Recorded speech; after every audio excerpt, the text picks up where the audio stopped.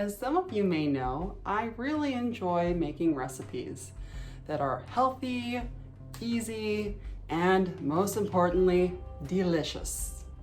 So I wanted to share with you something that is going to make your vegan friends fall in love with you.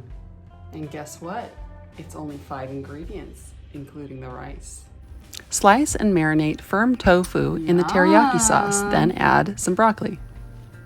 You could make your own teriyaki sauce, but we're trying to keep it easy. And I really like the one from Trader Joe's. While the tofu marinates, make some rice. Add onion to the tofu, then simmer on low for quite a while. Tofu is loaded with protein, and broccoli is full of vitamin C and even has anti-cancer properties.